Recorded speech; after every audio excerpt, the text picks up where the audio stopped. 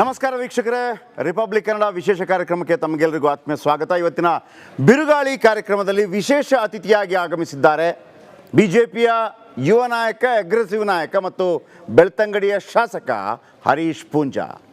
ಒಂದು ಕಾರಣಕ್ಕಾಗಿ ಬಹಳಷ್ಟು ಸುದ್ದಿಯಲ್ಲಿದ್ದಾರೆ. ಸೊ ಹಾಗಾಗಿ ಏನೆಲ್ಲ ಆಯಿತು ಅನ್ನೋದು ನಿಮಗೆಲ್ಲ ಗೊತ್ತಿದೆ. ಇದರ ಬಗ್ಗೆ ಮಾತನಾಡೋದಕ್ಕೆ ಇವತ್ತು ನಮ್ಮ ಸ್ಟುಡಿಯೋಗೆ ಆಗಮಿಸಿದ್ದಾರೆ. ನನ್ನ ಜೊತೆ ಸ್ಮಿತಾ ರಂಗನಾಥ್ ಅವರು ಕೂಡ ಇದ್ದಾರೆ.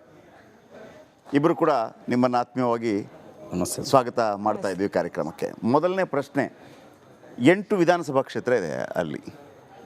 ಸಾಧಾರಣವಾಗಿ ಹಿಂದುತ್ವದ ಭದ್ರಕೋಟೆ ಅಂತ ಕರೆಯಲಾಗುತ್ತೆ ದಕ್ಷಿಣ ಕನ್ನಡವನ್ನು. ಬೇರೆ ಯಾವ ಶಾಸಕರು ಕೂಡ ನಿಮ್ಮಷ್ಟು ಅಗ್ರೆಸಿವ್ ಆಗಿ ಅಲ್ಲಿ ಕಾಣಸಿಗೋದಿಲ್ಲ. ಯಾವುದನ್ನು ಕೂಡ ಸಮಚಿತ್ತದಿಂದ ಅವರು ಸ್ವೀಕಾರ ಮಾಡಿಕೊಂಡು ಎಲೆಕ್ಷನ್ ಫೇಸ್ ಮಾಡ್ತಾ ಇರ್ತಾರೆ. ಈಗ ನಿಮ್ಮ ಮೇಲೆ FIR ಮೇಲೆ FIR, ನಿಮ್ಮನ್ನು ಅರೆಸ್ಟ್ ಮಾಡಿಸುವಂಥ ಪ್ರಯತ್ನಗಳಾಯಿತು. ಯಾಕೆ ಹರೀಶ್ ಪೂಂಜಾ ಪ್ರಬಲವಾಗಿ ಅಲ್ಲಿ ಬೆಳೀತಾ ಇದ್ದಾರೆ ಅನ್ನೋ ಕಾರಣಕ್ಕಾಗಿನ, ಯಾವ ಕಾರಣಕ್ಕಾಗಿ ನಿಮ್ಮ ಮೇಲೆ ನೀವು ಅದಕ್ಕೆ ಏನು ಸ್ಪಷ್ಟೀಕರಣವನ್ನು ಕೊಡ್ತೀರಿ? ನೀವು ಯಾಕೆ ಟಾರ್ಗೆಟ್ ಆಗ್ತಾಯಿದ್ರಿ? ನಿಮ್ಮದೇ ತಪ್ಪಿನಿಂದಾಗಿ ಟಾರ್ಗೆಟ್ ಆಗ್ತಾ ಇದ್ದೀರಾ ಅಥವಾ ನಿಮ್ಮನ್ನು ಟಾರ್ಗೆಟ್ ಮಾಡಲಾಗ್ತಾ ಇದೆಯಾ? ನೋಡಿ, ನಾನೊಬ್ಬ ಶಾಸಕ ಆಗೋದಕ್ಕಿಂತ ಮುಂಚೆನೇ ನಾನು ವಿದ್ಯಾರ್ಥಿ ಸಂಘಟನೆಯಲ್ಲಿ ಬೆಳೆದವ. ವಿದ್ಯಾರ್ಥಿ ಪರಿಷತ್ತು ABVP ಮೂಲಕ ನಾನು ಬೆಳೆದವ. ಆ ಸಂದರ್ಭದಲ್ಲಿಯೇ ಅನೇಕ ವಿದ್ಯಾರ್ಥಿಗಳ ಸಮಸ್ಯೆಯ ಪರವಾಗಿ ರಸ್ತೆಗಿಳಿದು ಹೋರಾಟ ಮಾಡಿದವ.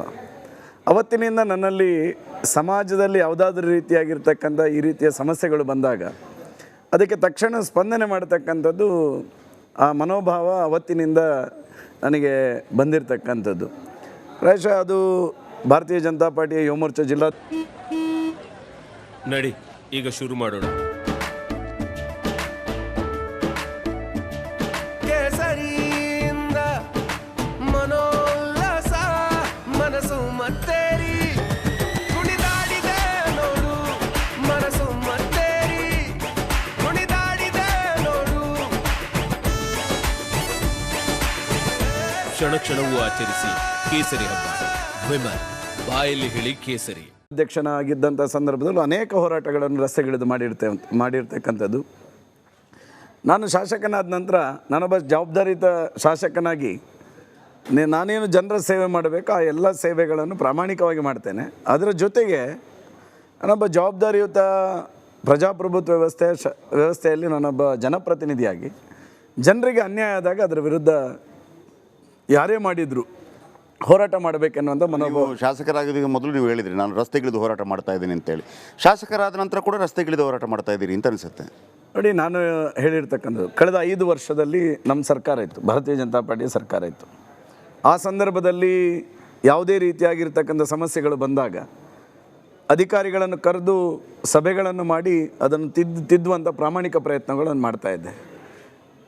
ನಮ್ಮ ಆ ಸಂದರ್ಭದ ಸರ್ಕಾರದಲ್ಲಿರ್ತಕ್ಕಂಥ ಸಚಿವರು ಅದಕ್ಕೆ ನಮಗೆ ಶಕ್ತಿಯನ್ನು ತುಂಬ್ತಾಯಿದ್ರು. ಇವತ್ತು ಕಾಂಗ್ರೆಸ್ನ ಸರ್ಕಾರ ಮತ್ತೊಮ್ಮೆ ಜನಪ್ರತಿನಿಧಿಯನ್ನೇ ರಸ್ತೆಗಿಳಿಸ್ತಕ್ಕಂಥ ಕೆಲಸ. ಪ್ರತಿಭಟನೆ ಮಾಡಲಿಕ್ಕೂ ಪೊಲೀಸ್ ಠಾಣೆಗೆ ಹೋಗಿ ಆವಾಜ್ ಹಾಕ್ಲಿಕ್ಕೂ ವ್ಯತ್ಯಾಸ ಇಲ್ವಾ ಪೂಂಜಾ ಅವರೇ? ಒಂದು ನಿಮಿಷ, ನಾನು ಮೊನ್ನೆ ಘಟನೆಗೆ ಬರ್ತೇನೆ. ಕಳೆದ ಒಂದು 6-7 ತಿಂಗಳ ಹಿಂದೆ ಒಂದು ಬಡವನ ಮನೆ ಕಿತ್ತಾಕಿದ್ರು ಫಾರೆಸ್ಟ್ ಡಿಪಾರ್ಟ್ಮೆಂಟ್ ಅವರು.